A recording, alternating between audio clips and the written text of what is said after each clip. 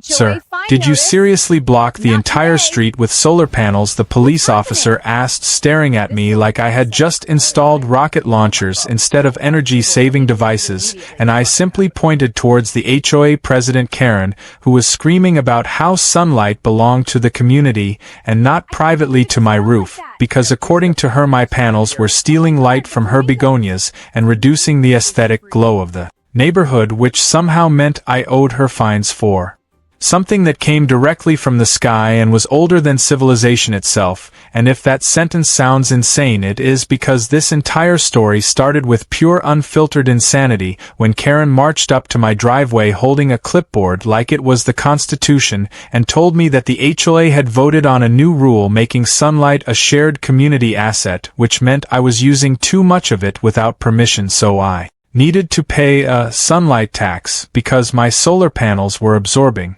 light that should reflect beautifully off her windows and boost neighborhood morale. But the moment those ridiculous words came out of her mouth, I knew this was only the first phase of her nonsense war, so I politely asked her how the HOA planned to invoice the sun god, and whether she would personally mail a check to the solar system, and instead of laughing like a normal human, she wrote me a violation notice on the spot, as if gravity itself had elected her queen of photons. And that day I promised myself I would not let this go, because not only were they fining me for sunlight, they claimed my efficient green energy upgrades clashed with the rustic aesthetic guidelines of the neighborhood, despite the fact that half the houses still had tacky Christmas lights from 2014 dangling like tired ghosts of holidays past, and somehow my cutting-edge panels were the real problem. So I filed a complaint with the county, but the HOA doubled down, and suddenly I was getting daily letters, each more ridiculous than the last, demanding fines for things like excessive beam absorption and unauthorized daylight harvesting, and one even threatened a lien on my property if I did not reduce my renewable energy usage immediately. And as absurd as it was, anger started boiling in me, because these people were trying to punish me for saving electricity during a global crisis, and it did not help that Karen lived directly across the street, constantly spying on me through her decorative curtains like a crow, guarding shiny objects, and every time she saw me climb onto the roof to adjust a panel, she would photograph me like she worked for National Geographic documenting a rare rooftop gorilla. And the more she tried to intimidate me, the more determined I became to make my panels bigger, brighter, and even more sunlight-loving, until one day she showed up accompanied by two other HOA board members who looked just as proud and delusional, and they handed me an official summons to a compliance hearing where they would determine whether my excessive greed for sunlight was harming the community. And I laughed for a solid 10 seconds before realizing they were completely serious, and honestly the crack in my patience snapped right then, because I had tried reasoning and explaining and even joking, but they were too deep into the abyss of petty HOA madness. So I decided that if they wanted a solar war, I would give them a solar apocalypse, but with style and legal precision and a satisfying dose of poetic revenge, because I spent the next week researching local property rights and public street access and energy laws, and discovered something glorious hidden deep in the county documentation that turned the entire battlefield in my favor: a forgotten clause that said homeowners had unrestricted rights to generate renewable power on and immediately adjacent to their property, as long as it did not permanently damage public infrastructure. And when I showed this to a friendly building inspector, he smiled and said I could technically extend my solar panels over the edge of my driveway,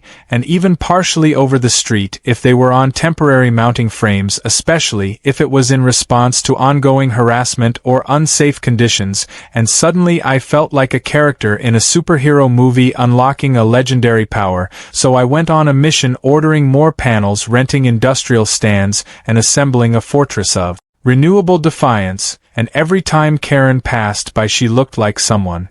told her Starbucks ran out of pumpkin spice during peak season, her face twisting into this scrunched, angry raisin, while she ranted to anyone who would listen about unruly shadows and unfair shade distribution. But I waited until the HOA finally issued their biggest threat, that I would have to remove all panels or face thousands in fines and legal action. And that was the moment I struck back, because the next morning the neighborhood woke to a sight so glorious that even the birds paused. To admire it, I had built a massive wall of solar panels lining the entire street frontage of my house, a chain of gleaming black rectangles angled perfectly to block the entire HOA board's path, turning their precious road into a private solar runway that no car could pass through. And when Karen came out wearing her pink tracksuit ready to power walk arrogantly into other people's business, she stopped dead in her tracks, yelling, "What have you done, you psychopath?" And I simply waved, saying I figured, if sunlight belongs to everyone, no one should complain if I help distribute shade equally around the block. And her mouth dropped open so wide she could have inhaled a medium-sized pigeon, and within an hour she had called the police, and 3 patrol cars rolled up, lights flashing like they were responding to a bank robbery, and the officer confronted me with that disbelieving stare, while Karen kept repeating that I stole sunlight from the entire neighborhood, which sounded so nonsensical that even the officer blinked twice, trying to process whether she was joking or malfunctioning. And in that moment, as cameras came out, neighbors peeked through blinds, and the world watched this bizarre showdown, I realized this was only the beginning, because Karen was about to escalate this ridiculous war to levels no sane person would ever imagine, and what she did next would drag lawyers, inspectors, county officials, and even a local news crew into the battle over who truly owns the sun, and whether one man armed with solar panels and stubbornness could dismantle an entire HOA with pure daylight-fueled revenge.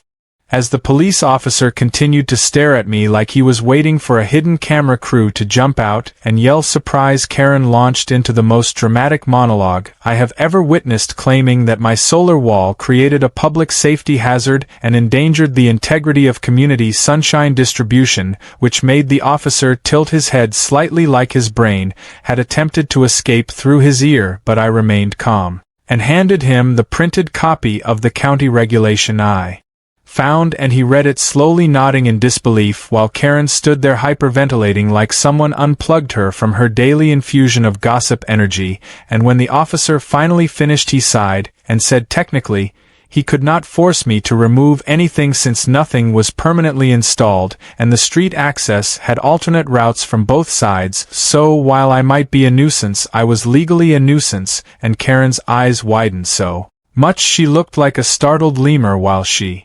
shouted that she would make sure I burned in legal hell for ruining the neighborhood's visual harmony and causing traumatic shadow experiences for her roses, and she demanded an immediate emergency HOA meeting. But the officer told her this was a civil matter, and unless the solar panels grew legs and attacked someone, it was not his problem. So he got back in his car, leaving Karen fuming like a tea kettle about to explode as she stormed away, stomping hard enough to aerate the soil beneath her, and I stood there proud like a medieval knight guarding his castle, except my shield was renewable energy, and my enemy was a woman who thought she owned the elements themselves. And throughout that day neighbors snuck glances, some tried to hide their amusement, and a few even whispered good job to me when Karen was not looking, because everyone knew she was the queen of control. And finally someone had snapped the invisible leash she had wrapped around this street. But the victory celebration was short lived, because that evening I received an email that felt like reading a villain's manifesto in Comic Sans font. The HOA declared my solar wall an act of hostility against community values,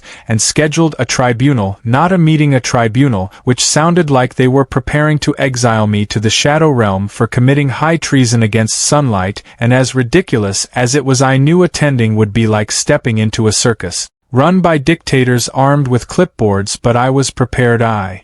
gathered every document, photo, and recorded voicemail Karen left yelling about eco-crimes, and when the day arrived I walked into the community center greeted by 3 HOA board members sitting behind a long table like judges from a show where homeowners must beg for their right to breathe unregulated air, and at the center sat Karen tapping her pen repeatedly like she was performing torture through annoyance, and she opened the session by accusing me of disrupting the cosmic equilibrium of the neighborhood and creating emotional distress from malicious shade casting, and at that moment I had to bite my tongue to stop laughing, because she was selling this nonsense like a lawyer auditioning for a soap opera. Then they demanded I justify my actions, and I calmly explained that their fines were baseless, illegal, and scientifically stupid, which made Karen gasp like I had slapped her with a wet fish, and she countered saying the HOA had broad authority to enforce rules that protect community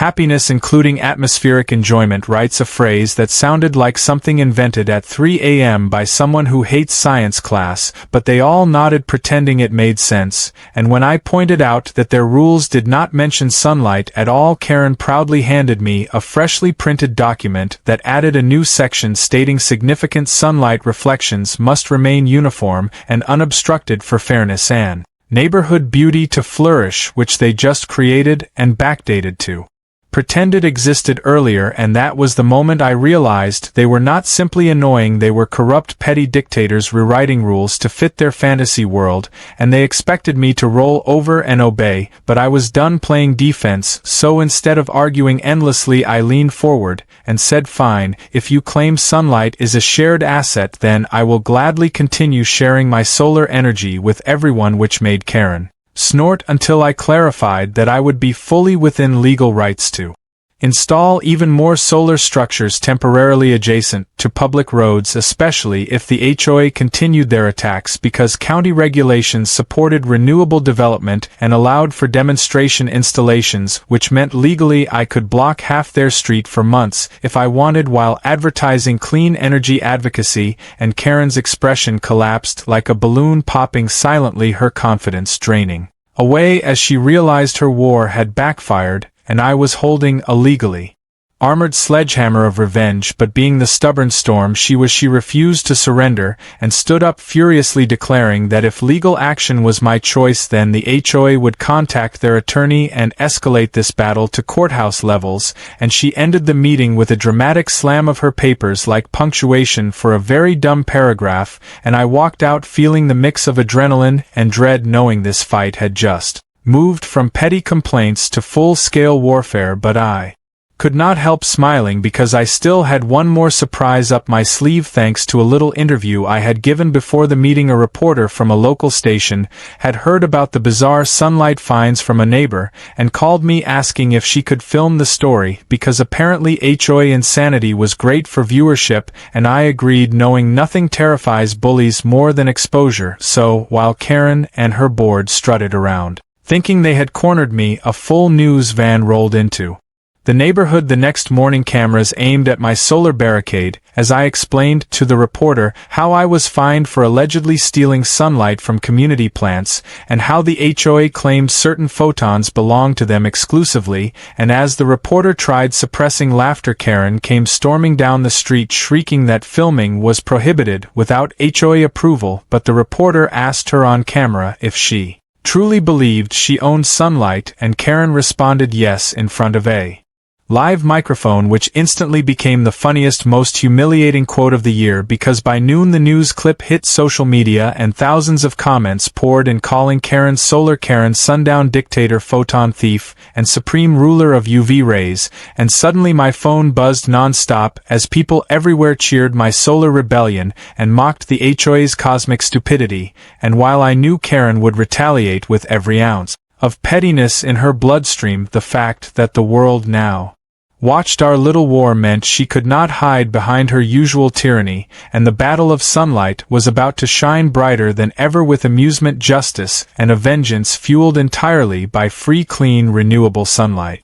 The morning after Karen's meltdown on live TV felt like the sun itself was laughing along with me, because the entire neighborhood was buzzing with the aftermath of her outrageous statement, where she proudly declared ownership of sunlight, and people who once whispered behind their curtains now openly smirked at her as she marched outside in full damage control mode, clutching her phone like she was trying to call the sun's legal representative, and screaming into thin air about defamation lawsuit.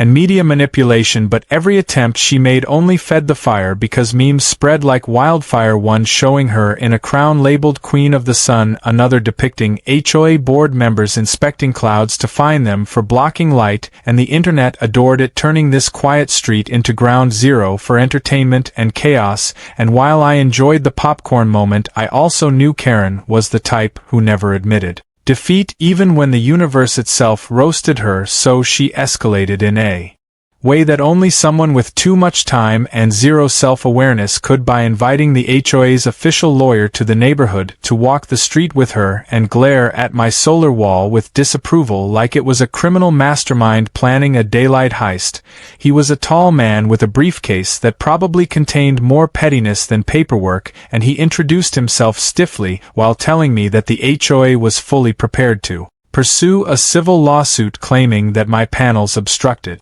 essential light flow and created psychological discomfort among residents, which made me snort out loud because psychological discomfort from fewer sunbeams sounded like something a toddler who lost their candy would cry about. But the lawyer was serious, and he handed me a thick packet threatening fines multiplied by each day my solar wall remained, and Karen nodded smugly like she thought she had delivered a fatal blow. However, before I could respond, another unexpected ally showed up the building. Inspector from earlier, but this time he wasn't alone. He brought a representative from the state renewable energy program, and they both congratulated me for raising awareness and defending clean energy initiatives, since my situation had gone viral, and now I was practically a poster child for solar rights, something Karen clearly didn't expect because her face twitched as if each word stabbed her pride, and the inspector informed the lawyer that my solar structures still met regulations, and if anything, the HOA should back off because interfering with renewable energy could violate state incentives. And that moment was pure satisfaction, watching the lawyer's confidence deflate like a sad party balloon, while Karen tried to argue her nonsense, but sounded like she was performing a bad comedy act in a courtroom with no audience. Then the renewable energy rep mentioned something glorious: if the HOA continued harassment, I would be eligible to apply for temporary solar expansion permits that could grant me authority to build even more installations, including street-adjacent demonstration projects, which meant legally I could double the size of the wall just to promote clean energy. And when he said that, I swear I saw Karen's soul leave her body for a second like a ghost escaping a malfunctioning vacuum cleaner, and she squealed that this was unfair and unethical, but the rep politely reminded her that sunlight was a natural resource, not an HOA-controlled luxury. And suddenly the power dynamic shifted again in my favor, so of course Karen retreated to plot her next attack, leaving with her lawyer like defeated villains. But this tranquility didn't last long, because 2 days later massive trucks appeared hauling bright red plastic barriers like the type used to block traffic during parades, and Karen stood proudly supervising, as if she single-handedly orchestrated a military operation. The HOA decided if I blocked the street, then they would block it more dramatically. They lined up barriers around my property, trying to redirect everyone through Karen's driveway, insisting this was temporary and necessary to protect the public from my dangerous panels. And I laughed, because this blockade inconvenienced everyone except me, since I barely used the street. But the neighbors were furious. Cars backed up, confusion spread, and one man demanded Karen explain how plastic barriers helped sunlight distribution, and she claimed something about preventing shadows from spreading too far, which made zero sense, but she said it with confidence like her brain was allergic to facts. And while the neighborhood descended into chaos with drivers honking and pedestrians complaining, Karen shouted that this was proof how selfish and disruptive I was, even though she was the one who staged a blockade worthy of a toddler playing with oversized building blocks. And then, to make things worse, she installed giant banners around the barriers reading "Protect Community Sunshine, No Solar Tyranny Allowed," which made my house look like a protest zone, and I could only shake my head wondering how far down this absurd rabbit hole she planned to go. But if she wanted drama, she forgot that I was always ready with popcorn and plans, because her blockade actually triggered a clause in the county's emergency response guidelines that required all road restrictions to be officially approved or immediately removed for public safety, which I reported and Within hours an actual sheriff arrived demanding removal of the barriers, and Karen tried arguing that the HOA was an authority higher than the county, which made the sheriff laugh so loudly I thought he might choke on his amusement. He ordered them gone immediately and fined the HOA for illegal obstruction, and the moment those barriers were taken away felt like watching karma do parkour on Karen's ego, but the peak came shortly afterward when the sheriff noticed Karen's fancy garden lamp plugged into an extension cord illegally drawn across a public sidewalk, and he ticketed her on the spot for hazardous electrical practices, while I stood a few feet away enjoying every delicious second of poetic justice. And as Karen's face turned the exact shade of her favorite flamingo lawn ornaments, she screamed that she would not rest until I was crushed by HOA justice, and that I would regret this war forever, but she didn't realize that every crazy move she made only strengthened my case and turned more neighbors against her, because that evening they started knocking on my door thanking me for standing up against HOA madness, and some even offered to help expand my solar barricade if needed. One elderly couple brought me cookies, saying they had always wanted someone to humble Karen, because she once fined them for having a doormat that said go away since it wasn't considered welcoming enough, and I realized this wasn't just my fight anymore, it was a rebellion fueled by sunlight, cookies, and community revenge. And as night fell and the moon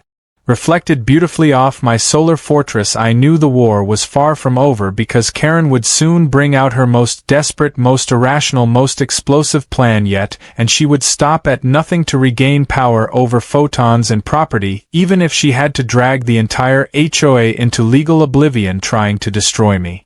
The next morning began with the unsettling calm that always comes before the storm of Karen's next meltdown, because as I sipped my coffee on the porch watching sunlight peacefully bounce off my glorious solar barricade, I saw Karen pacing across the street, clutching a stack of papers like a lawyer preparing to prosecute the sun, and she kept glancing at my house with this manic spark in her eyes that made me consider whether she had spent all night crafting a new conspiracy theory about solar panels secretly stealing vitamin D from her skin and depriving her of happiness. But before I could finish that thought, she strutted across the street, followed by her two loyal minions, board members, who acted like royal guards, except their kingdom consisted of petty rules and flowerbed gossip, and Karen slammed the papers into my hands, declaring that the HOA had formally voted to classify my solar wall as an act of domestic environmental sabotage, which honestly sounded like the plot of a bad sci-fi movie written by someone who thinks photosynthesis is witchcraft. And she announced that starting immediately, any structure interfering with the natural spirit of sunshine on public walkways would incur daily penalties multiplied by the number of offended community members.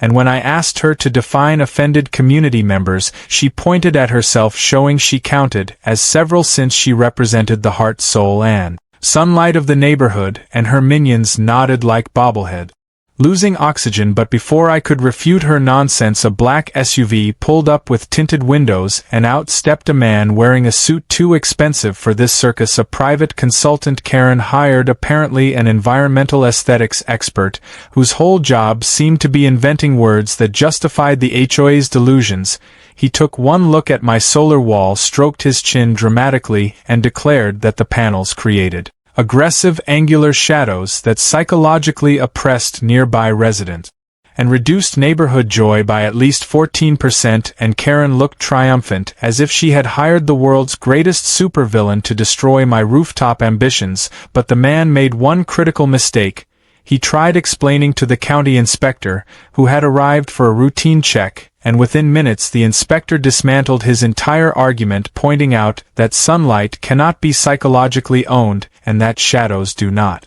violate any municipal code unless they physically harm someone, which made the consultant huff like a magician whose trick rabbit refused to cooperate. He stormed back into his SUV, while Karen yelled after him, asking if she still had to pay him full price, and he peeled away without answering, leaving her jaw flapping silently, while the inspector winked at me, seemingly enjoying the chaos. But Karen was not done, and later that afternoon I heard loud commotion outside, and stepped out to see her installing a massive reflective structure in her yard, a shiny wall of strategically placed mirrors aimed directly at my house, and she screamed that if I could harvest excessive sunlight then she could redirect it back, because sunlight must be shared equally and my panels were stealing the sun's affection, so she was fighting back with the power of reflection, which sounded idiotic until those mirrors began blinding every driver passing through, sending bursts of weaponized daylight right into their eyes. Cars were swerving. Neighbors were shielding themselves with newspapers, and one man fell off his bicycle after a beam of light blasted his face like a divine punishment. So when the sheriff returned after somebody called about the mirror menace, he immediately told Karen to take it all down, and she argued that she was only defending her community's brightness, but the sheriff pointed out that blinding people was not a protected HOA right, and he fined her again while she stomped around screaming that the government favored me because I was part of Big Solar, which made me laugh so hard I nearly dropped my phone. But then things escalated even further, because that night Karen tried a covert mission, presumably thinking darkness would give her the upper hand. I noticed movement near my panels, and turned on the floodlights, catching her red-handed holding a wrench, while muttering about loosening bolts to restore neighborhood harmony. She froze in the light like a raccoon caught looting trash, and before she could bolt I shouted her name, making her shriek so loud a couple of porch lights down the street flickered on. Neighbors came outside to witness the confrontation, and Karen began ranting about my solar empire and how I was corrupting the purity of the sky, and she grabbed the nearest panel trying to tip it over, but instead she slipped, fell into the metal frame,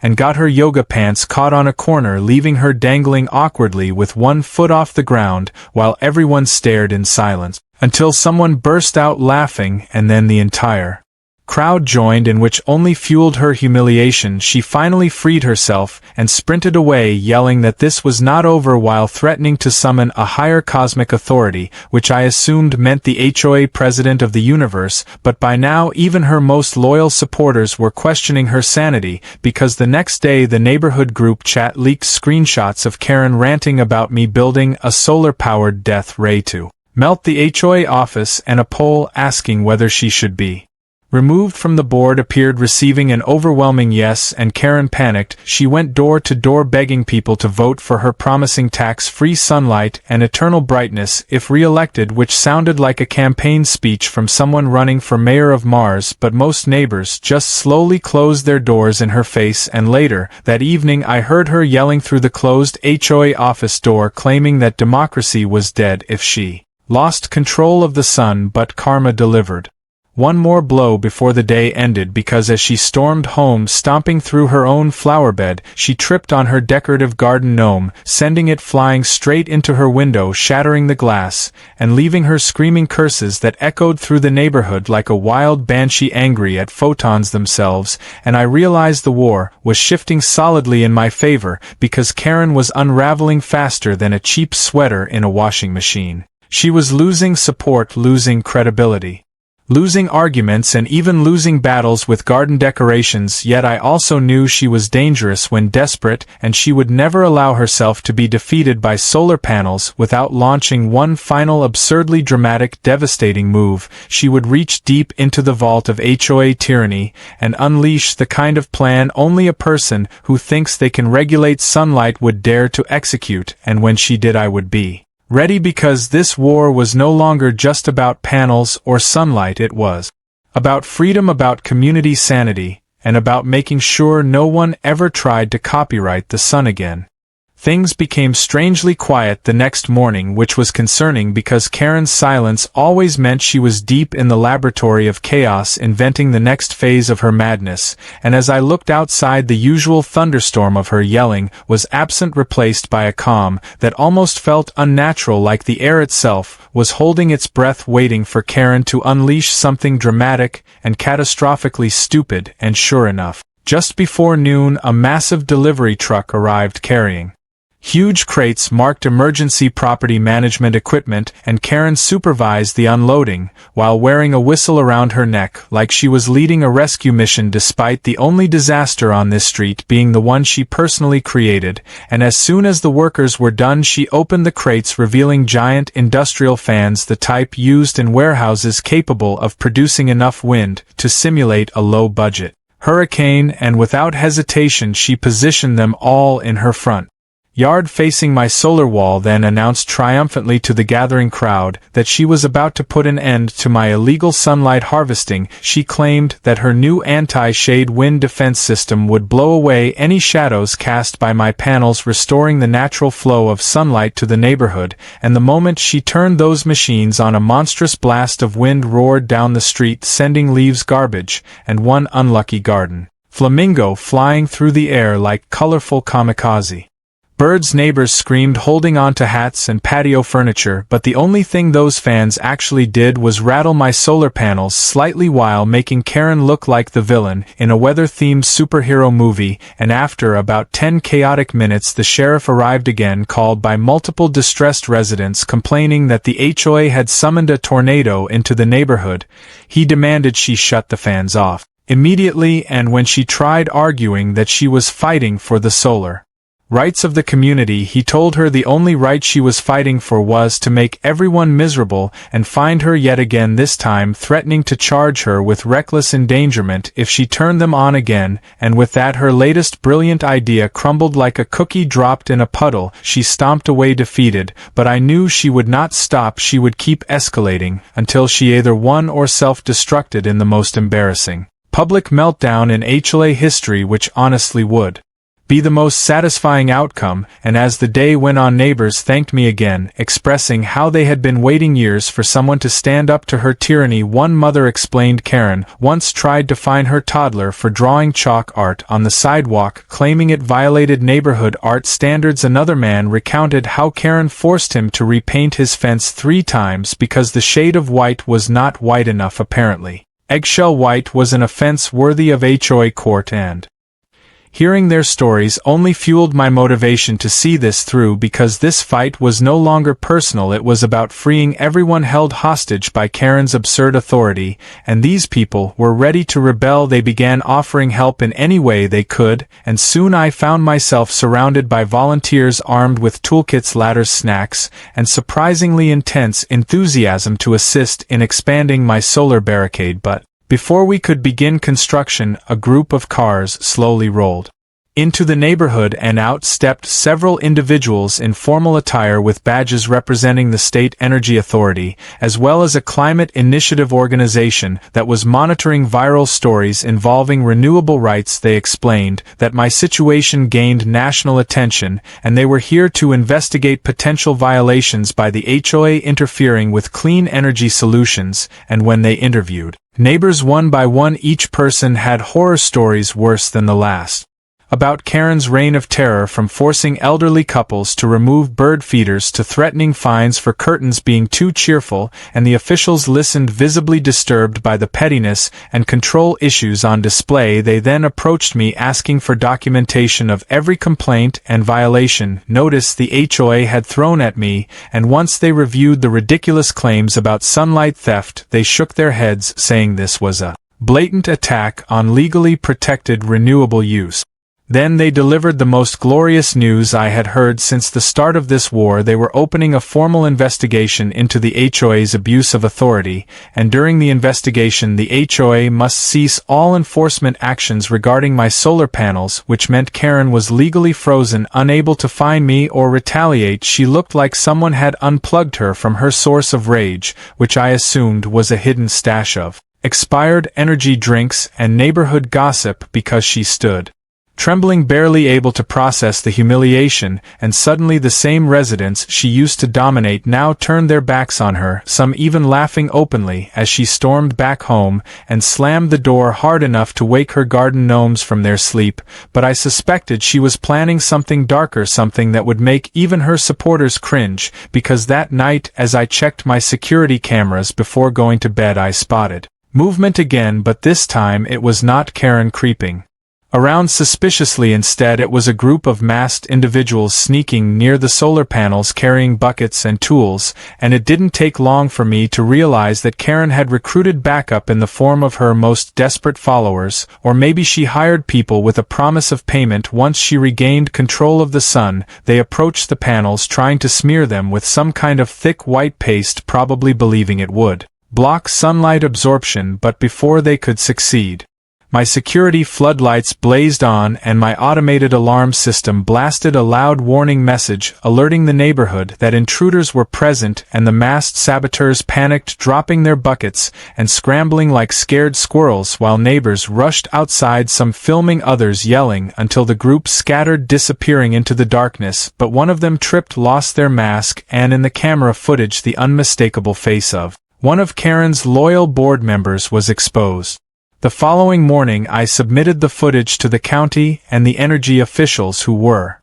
still on site, and the consequences hit hard because that sabotage attempt was considered vandalism of government-recognized renewable infrastructure, which carried severe penalties, and now the HOA had criminal charges looming over them. And when the news reached Karen, she came out screaming incoherently about conspiracies, accusing me of planting actors to make her look bad, claiming she was the true protector of sunlight and everyone else was part of Big Solar's master plan to overthrow natural order. She looked completely unhinged, hair, wild eyes bulging, ranting like a villain in the final act of a movie right before dramatic defeat. And in that moment I realized Karen was at her breaking point. She had waged war with weather technology, legal threats, psychological claims, and nighttime sabotage, and lost every single battle, but she was too deep into her obsession to back down. She would either explode in catastrophic fury or pull one last desperate trick, something so outrageous it would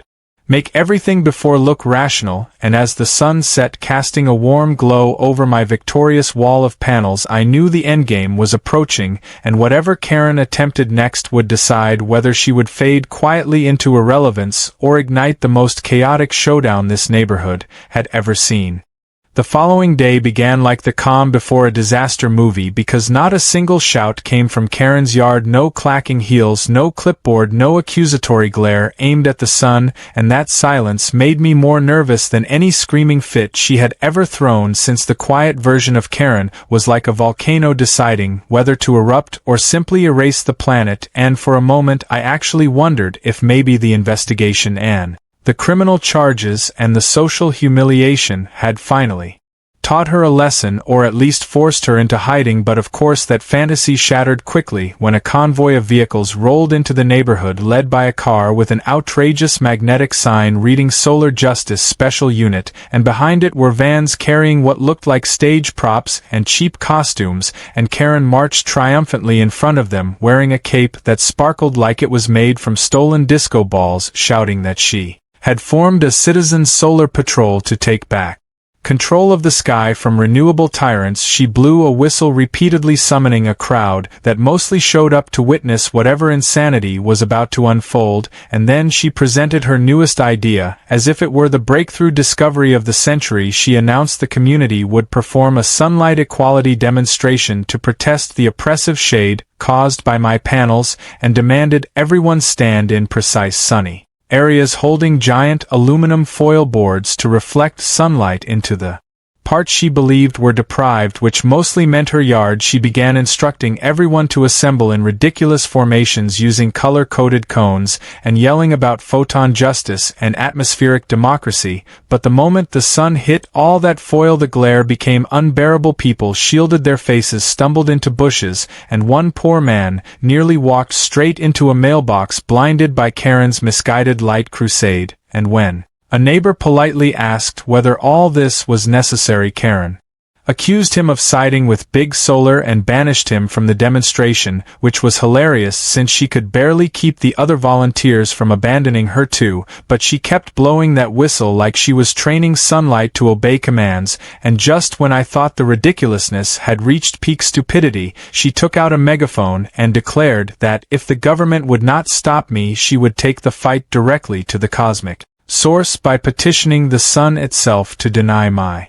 panels extra brightness. I almost choked on my laughter imagining Karen writing letters addressed to the solar system. But what happened next shifted everything from comedy to madness, because she then pointed to my house and began chanting that I was the enemy of natural harmony and that all righteous homeowners should prepare for direct action. Her minions followed her to the edge of my driveway, attempting once again to vandalize my panels. But this time the sheriff was already stationed nearby. due to ongoing activity, and he immediately intervened, threatening to arrest anyone who attempted to touch private property. Karen screamed that the sheriff was being controlled by solar corruption, and she demanded the immediate confiscation of my panels as illegal light traps, but the sheriff simply asked her to calm down or he would escort her home in handcuffs, which only poured gasoline on her hysteria. She backed away, still chanting about rebellion and conspiracies, until she abruptly stopped mid-scream and pointed to the sky. The clouds had moved, revealing a bright beam of sunlight that happened to shine directly onto one of her mirror pieces from the previous incident. The redirected beam bounced straight into her eyes, causing her to stumble backward into a kiddie pool she had placed earlier for the demonstration, splashing water everywhere and drenching her outfit, while everyone stared in awkward silence, and a few phones recorded it all. She climbed out, soaked, angry, and flaming with embarrassment, and with that humiliation fueling her frenzy, she ran home screaming she would show us all what true power looked like, which was the most concerning threat yet, because that level of rage usually ended with someone calling a real emergency hotline, and for several hours nothing happened. The sun lowered, neighbors chatted, gossip spread like wildfire, and the world seemed to return to normal. But as night fell, we all heard a loud grinding noise, followed by bright lights, and when I stepped outside, my jaw nearly dropped. Karen had acquired a giant industrial crane. How she rented it, I would never understand, and suspended from it was an absurdly large structure that looked like a massive reflective dome made from dozens of metallic sheets haphazardly bolted together. She cackled from the crane operator's seat, yelling that she was about to create the ultimate sunlight magnifier, a device that would redirect every stray photon from my panels back into the community, restoring balance and eliminating my shadow oppression. She hit a switch, and the crane raised the structure high above the street, but the entire monstrosity wobbled precariously like a toddler holding a stack of dishes too tall to see over, and neighbors shouted at her to stop before she killed someone, but she insisted this was the final step to victory, so she ordered the crane to swing the dome toward my panels, and that was when disaster truly struck, because the crane could not handle the uneven weight. The arm jerked violently, and the massive reflective dome broke loose, dropping straight into Karen's yard, crushing her flamingo army, flattening a bush shaped like a heart, and smashing into her fence, sending debris flying everywhere. Karen screamed like a horror movie villain reaching the moment of defeat, and the sheriff immediately rushed over, demanding she shut everything down before she managed to collapse her entire property into a shiny pile of rubble. She tried to argue that she was moments away from destroying my solar tyranny, but the sheriff sighed deeply, clearly done with her nonsense, and this time, he actually placed her in the back of his squad car, not as a symbolic warning, but for legitimate public safety violations. The neighbors applauded, not politely, but with the kind of cheering reserved for championship victories and Oscar wins combined, and as Karen was driven away, still ranting about sunlight corruption and cosmic betrayal, I stood silently watching the flashing lights fade into the darkness, feeling a strange mixture of relief and dread, because even though she had finally crossed the line into legal arrest territory, I knew Karen well enough to understand that this was not her surrender moment. This was her origin story moment that would inspire her to return even more determined and unhinged. She would come back with every scrap of stubbornness in her mutated HOA DNA, and when she did, it would be the biggest, most explosive and sunlight-obsessed confrontation, yet one that would either end my solar revolution or permanently dethrone Karen from her imaginary throne as ruler of the sun. When Karen returned 2 days later, after what I can only assume was a very intense conversation with a judge, therapist, and possibly an exorcist, the neighborhood braced for impact, because everyone knew she would burst back into the scene with enough anger to power a nuclear plant, and sure enough, she emerged from her front door wearing a freshly pressed HOA blazer, as if nothing had happened, smiling with the unsettling calmness of someone who had fully convinced herself she was the victim of Universal injustice. She walked around waving like she was a beloved mayor instead of the chaos gremlin she truly was, and she stopped directly in front of my solar wall, giving me a smile so forced it looked like her face had been stapled into that shape, and she informed me that she had spoken to her lawyer and learned that although she could not force me to remove the panels, she could pursue something called community harmony violations by proving that my solar barricade was psychologically disturbing her peace, which I found hilarious because nothing disturbed peace more than Karen herself, but the moment she said it I recognized that this was her final battle, her desperate attempt to cling to power by using legal technicalities, so I calmly informed her that the state officials were still investigating and anything she did could be used against her, which made her smile crack slightly, but she quickly recovered, announcing that she had a new plan and this time everyone would witness how selfish and destructive my solar obsession really was, and as if summoned by her villain speech, a moving truck appeared, and from it came large panels printed with fake headlines making outrageous claims like "Solar Man endangers children" and "Panels cause neighborhood misery," and she set up an entire propaganda exhibit on her lawn complete with dramatized charts and exaggerated emotional testimonies written on giant posters, accusing my panels of committing crimes against joy and sunlight. Distribution. She even hired a man dressed as a sun to walk around looking sad and defeated, while handing out flyers begging people to save him from energy tyranny. The performance was so ridiculous that neighbors gathered laughing baffled,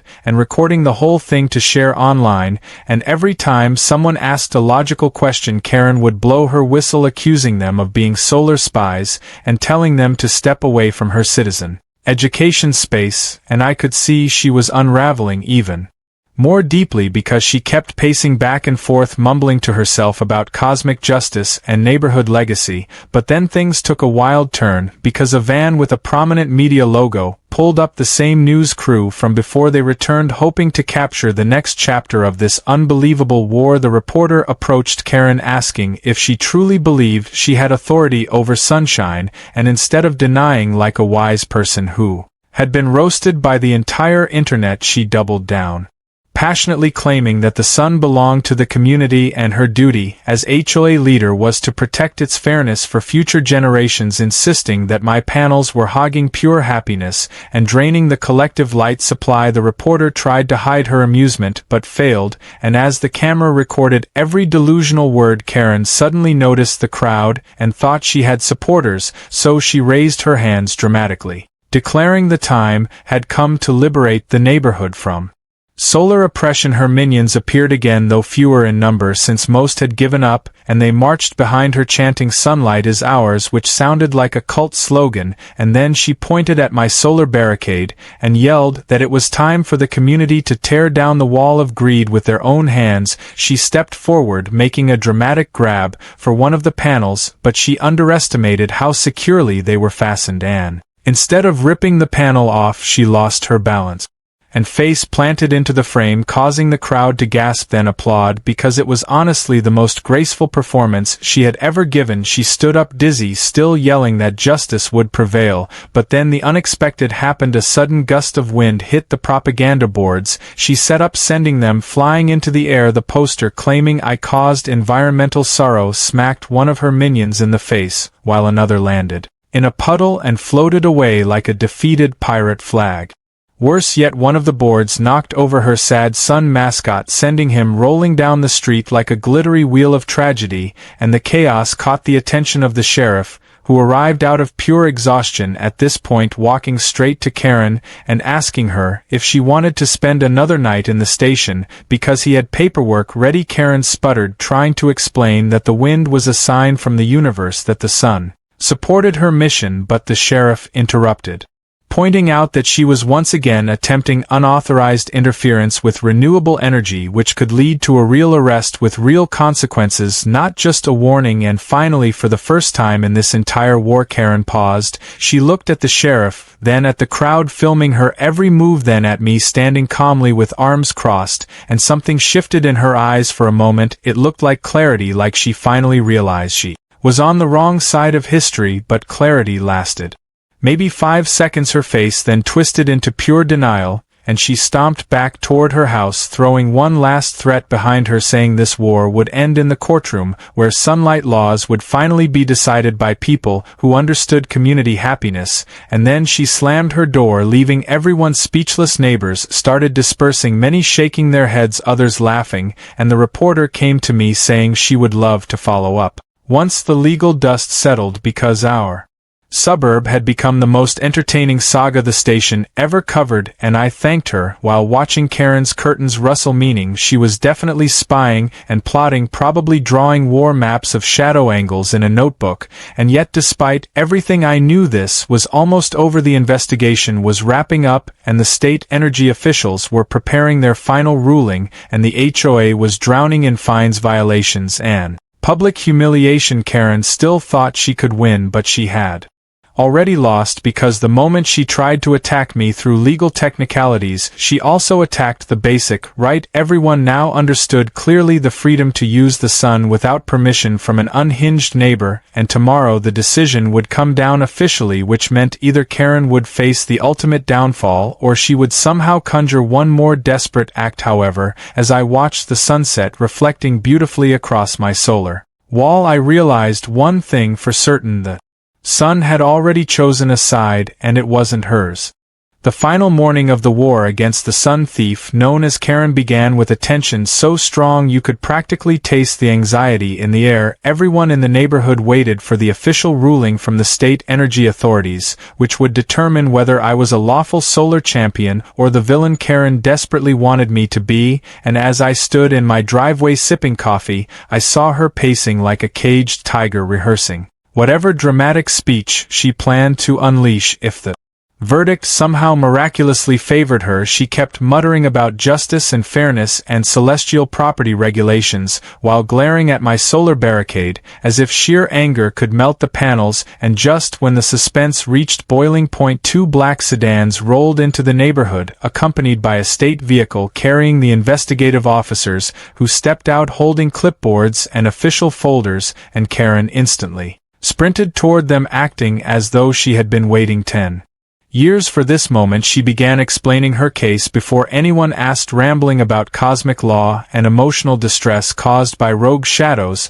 but the officials politely raised a hand, asking her to wait until the announcement, and then everyone gathered outside, forming a tense semicircle, neighbors peeking through curtains, phones ready to record, because nobody wanted to miss the finale of the most ridiculous property dispute in history. One officer cleared his throat and began reading the findings carefully, concisely, and thoroughly, stating that my solar installations were entirely lawful, protected under renewable energy regulations, and beneficial to the community, with no measurable negative impact on sunlight, fairness, or psychological well-being of residents, which already made Karen gasp like she had swallowed a bee. But the hammer didn't drop yet, because then they addressed the HOA's actions specifically: their attempts to restrict solar use without legal basis, their harassment attempts, their unauthorized street obstructions, their dangerous mirror setups, and even their nighttime sabotage actions. The officers concluded that the HOA had grossly abused its power, resulting in fines, violations, and pending criminal charges for those involved,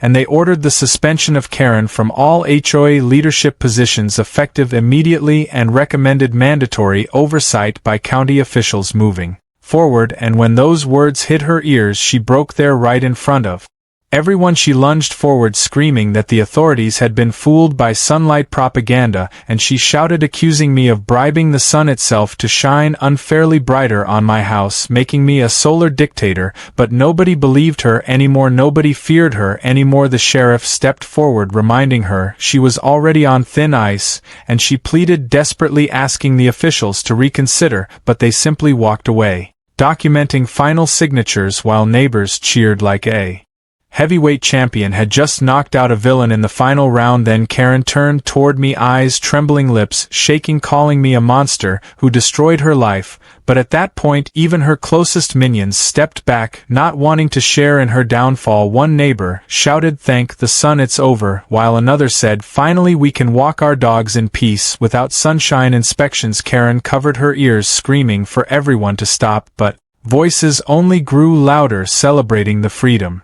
from her reign, and then with a dramatic shriek she ran into her house, slamming the door hard enough that a shingle fell from her roof, and for several minutes quiet returned. No one spoke, almost unsure whether the chaos was truly finished, but then slowly people began clapping one by one, turning into a neighborhood-wide applause directed at me and the panels, and the triumph of logic over lunacy. It felt surreal and hilarious and weirdly heroic. The sheriff approached, shaking my hand, telling me he hoped never to deal with sunlight complaints again, while the reporter excitedly announced she couldn't wait to broadcast the conclusion because viewers loved seeing a tyrant lose spectacularly. Later that afternoon, movers arrived hauling away the HOA files from Karen's house, since she was officially removed from any leadership, and neighbors used the opportunity to peacefully approach my solar barricade, admiring it like a landmark of victory. The elderly couple brought more cookies. Children asked if they could take a picture with the panels like they were famous, and I realized this wasn't just a win for me, it was a win for everyone who ever suffered from petty power and ridiculous rules. I left the barricade up for one more day so people could enjoy the spectacle, and then with the help of volunteers we carefully repositioned the panels back onto my property, turning them into a permanent installation that generated clean electricity without blocking anything but bad vibes. Evening arrived, and as the sun began to set I noticed Karen sitting alone on her porch, looking drained, defeated, and strangely quiet. I walked over not to gloat, but to finally offer peace. I told her she could still be part of the community without trying to control it, that the sun belonged to everyone and no rules could change that, but she just stared at the sky, whispering that it used to be hers, and I understood then. She never cared about sunlight or harmony, she cared about power, control, and being the queen of something, even if it was as ridiculous as atmospheric enjoyment. Writes, she stood up, walked inside without a word, and I never heard her yell at the sun again. Days passed, life returned to normal, laughter replaced fear, and neighbors planted gardens without inspection notices lurking nearby. Sometimes they even joked about starting a holiday celebrating solar independence, and I would laugh along, knowing this was the most absurd battle I'd ever fight, but also the most satisfying. And now, every morning, when sunlight touches my panels, I smile, not because I'm harvesting energy, but because it reminds me that no one, not even the most determined HOA dictator, can own the sky or control the sun, and that is the kind of victory worth celebrating every single day.